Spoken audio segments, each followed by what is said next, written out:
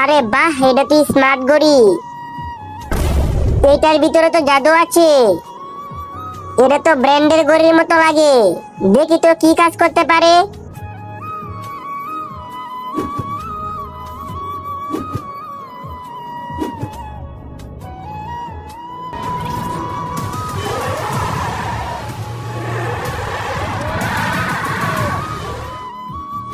এখন আমি আমার শক্তি দুশ্মনদের দেখাবো।